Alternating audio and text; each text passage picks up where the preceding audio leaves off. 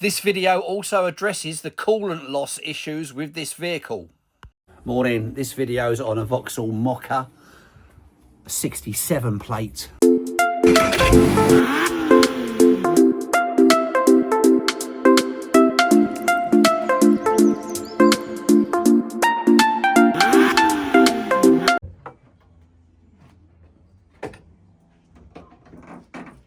So let's take a look at the parts we'll be using. Spark plugs, this one's on 32,000 miles, so there's every possibility this is the first set of plugs that it's had. These are an FR6K11332S, a Bosch plug, 4 of those. We have an air filter, QFA0952. We have a cabin filter, QFC0315. These are TJ filters. Now, the oil filter, there's a choice of 2 for this particular model. So I've got both at the moment. And they are, the TJ number is QFL0256. And the blueprint is ADG02170. The correct oil for this vehicle is a fully synthetic SW30 C3 motor oil. It actually looks like there's room in here for another engine. We're going to be changing the air filter, spark plugs, the oil filter.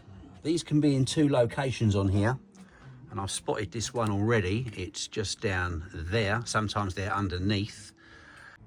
And of course the oil as well. And I'm just noticing already that the expansion bottle doesn't have any water in it whatsoever.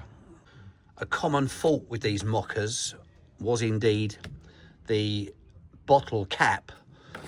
They're prone to sealing quite badly. That one's got a vacuum in it, although there's very little water in there. So we will top that up with some antifreeze and keep an eye on that. We'll start with the spark plugs. Remove this top cover, pull it from behind and directly up from the front. You have an electrical connector here. Slide that back. You may need a little pick tool just to lift it up, like that. And then we need a Torx to remove the coil bar. Torx T30.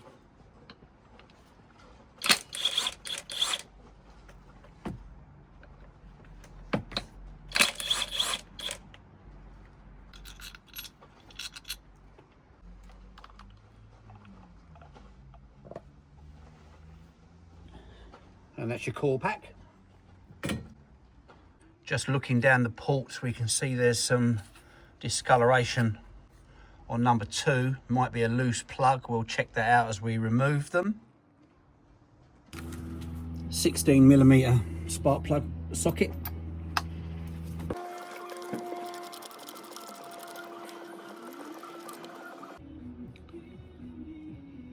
Yeah, the electrode is a little bit worn, so they're due a change. This discoloured port, let's have a look at this one. Oh, this one's really tight.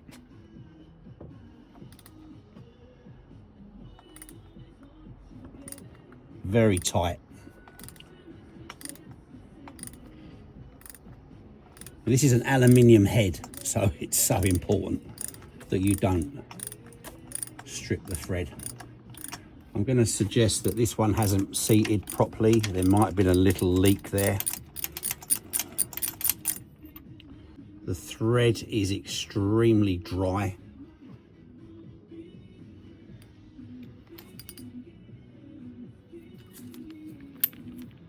As you can see, the plug generally is a different colour to the other one. This one has got a little bit of, I don't know if you can see that, but there are signs of the thread possibly being a little bit damaged, which would lead to the fact it might not seat properly. We'll keep an eye on that. Now this one's really loose. Look at that.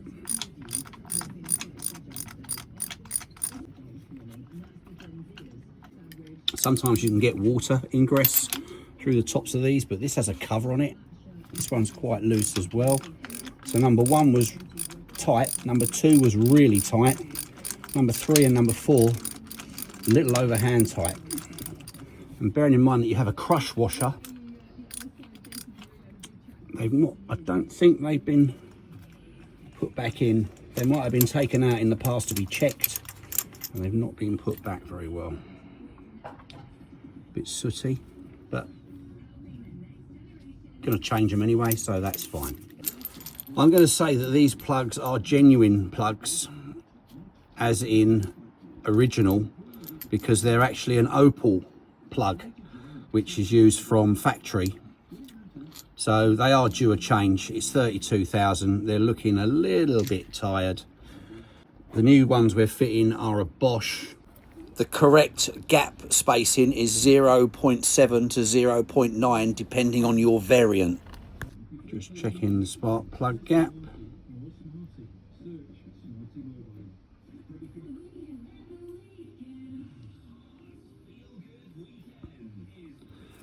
As the port threads appear to be quite dry, I have applied a tiny bit of high temperature liquid moly grease to the threads, just to give them a little bit of lubrication. It is important.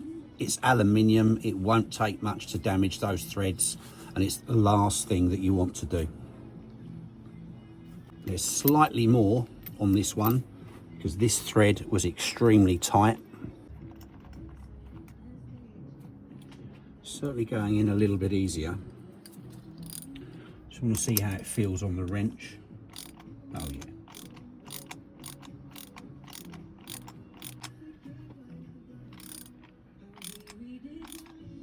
That's fine.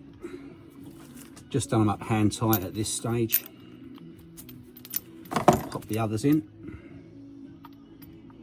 Nice and gentle so that you don't make contact with the electrode on the port. This socket has a little rubber grommet inside it which catches the top of the plug, which stops it dropping out while inserting the plugs, or indeed extracting them.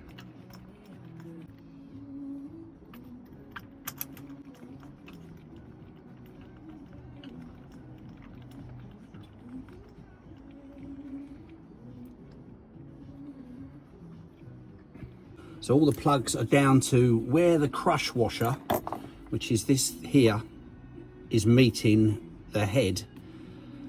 On a new plug that would sit proud, and as you tighten the plug up it crushes the washer to create the seal. So we're going to go in now on a final tighten up.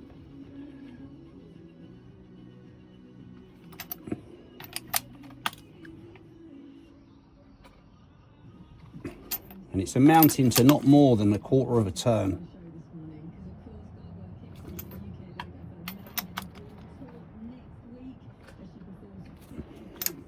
Do not over tighten them. Replace your coil pack.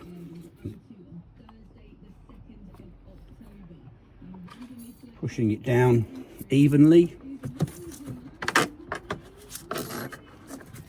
Replace your 2 Torx bolts. And I won't be doing them up with the rattler. So tighten it back down.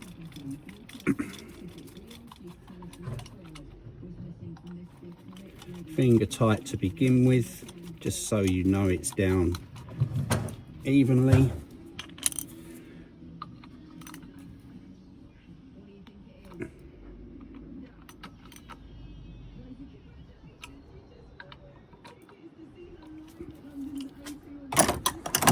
Place your electrical connector, push it in nice and square, and then push that purple tab in to lock it off, and we can replace the cover.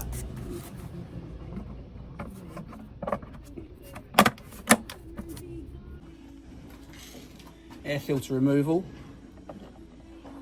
2 Phillips screws,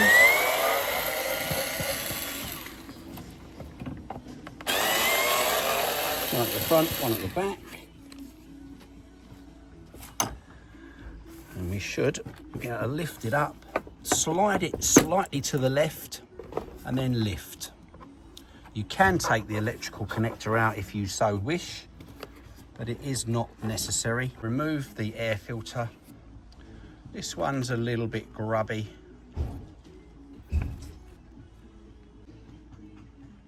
This one's a little bit grubby, but it's not terrible. Can you guess which is the new one? Make sure you remove any debris from the casing. Insert your new air filter, pushing it down so that it sits in the collar. If you don't do this, it won't go back very easily. It's got to sit within that inner lip right there. And then your 3 lugs, which are here, go into here. 1, 2, 3. Pop it down.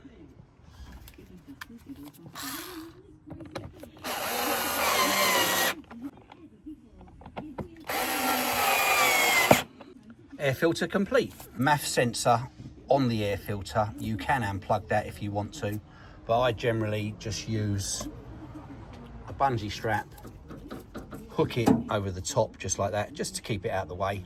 Just saves removing another plug. Oil filter removal is a 24mm on a short extension arm.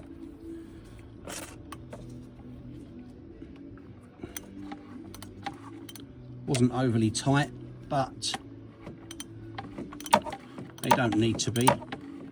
Sorry about the camera rocking. Unscrew.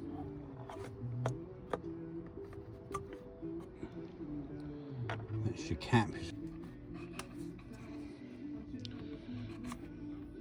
And the oil filter.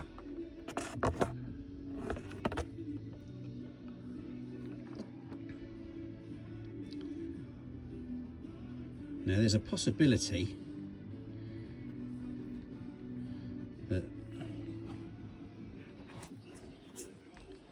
the wrong one's in there because it's been quite severely crushed. So I'm going with the TJ filter, which is actually the smallest one of the 2 that are listed. But if you look,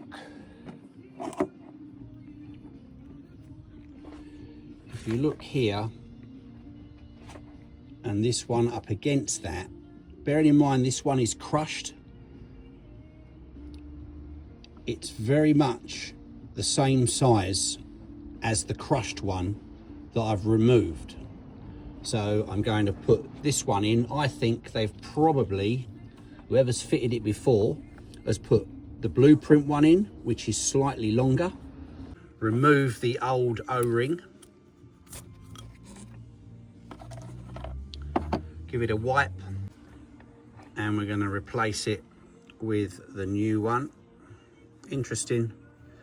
Sometimes they can look square when they come out, but they go in round. It's only because they've been crushed in that shape. I'm going to put a little smear of oil around that as well, just to make sure it seals.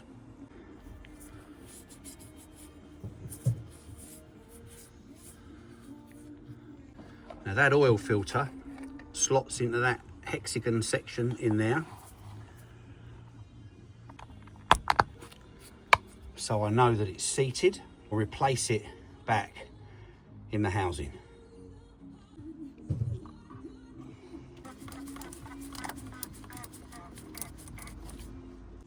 Finger tight to begin with.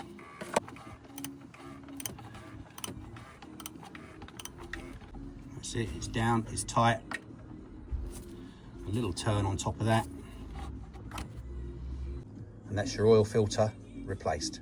This wire here was literally just resting over the top of it like that. so I'll leave that back where it was.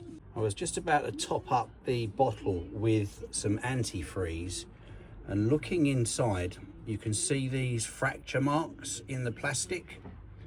There's a few there and a few there. Again, the seals are generally notorious for failing on the caps. I can see these cracks from the outside, but I'm not feeling anything. These seals are prone to failing as well, so I will top it off with a view to telling the owner to keep an eye on that. If it loses the fluid again, there's every possibility the bottle is leaking under pressure. So to drain the oil, a Torx 45.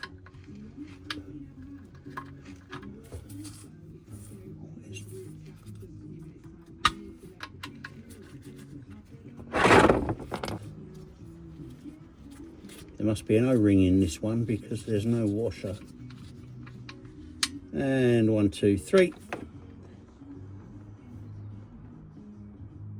And we'll let that drain down. And indeed, there is an O-ring in the sump plug, which is fine. Oil drained. Just wipe round.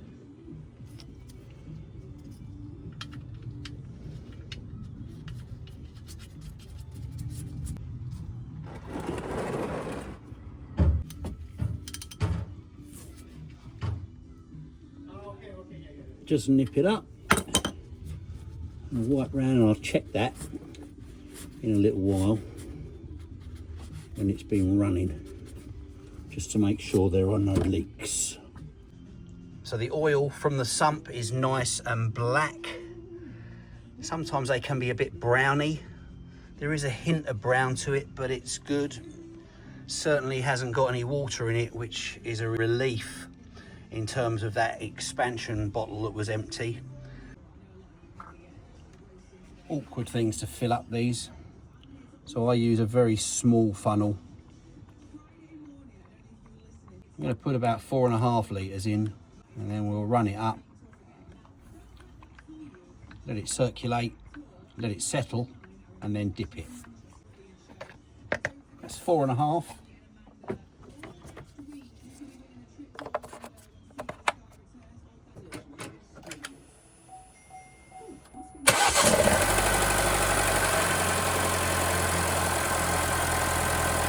Just let it run for a couple of minutes, circulate, and then we'll give it a few minutes to settle down and then dip it again.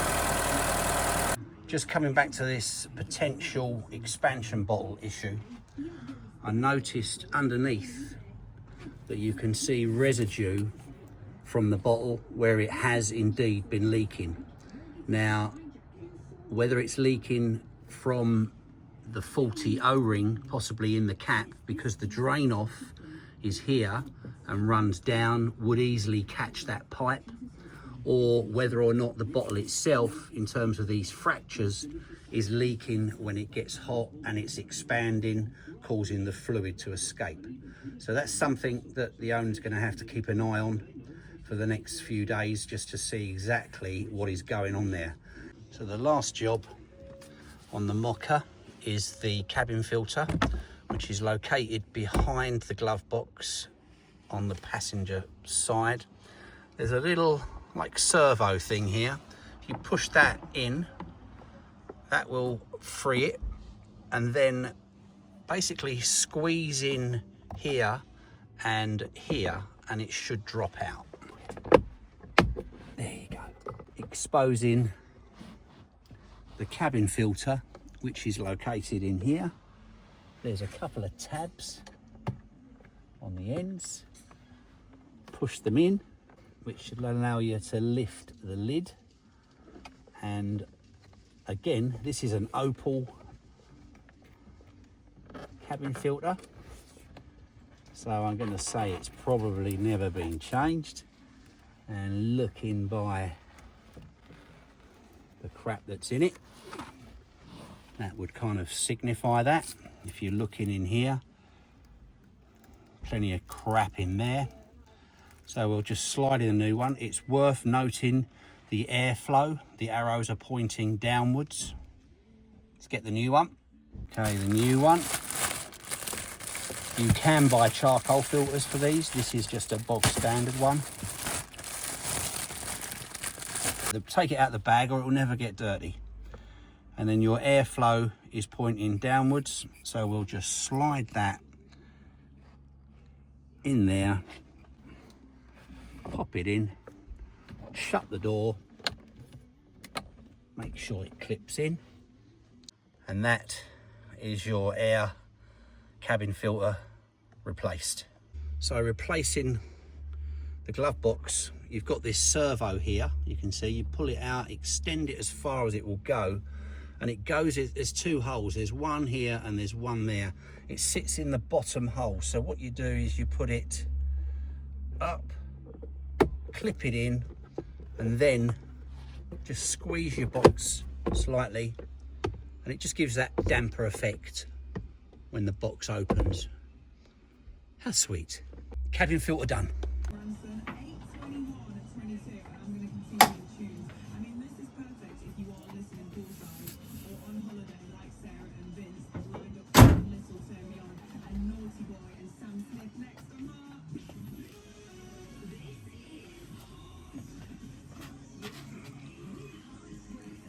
So the last thing to do is to reset the oil parameters. Turn the ignition on, and then we go menu. If you look at the top screen, you've got drive, and then it goes to car, and it's come up remaining oil life 17%. To reset that, just put your finger on the end of the stalk, change it to yes, press and hold, and it's restored to 100%. So that's about it for this one on the Mokka. Oil, air filter, oil filter, cabin filter and spark plugs done. Hope that's of help to you. Look forward to any comments you might have. Like and subscribe if you can. Catch you in the next one. Bye for now.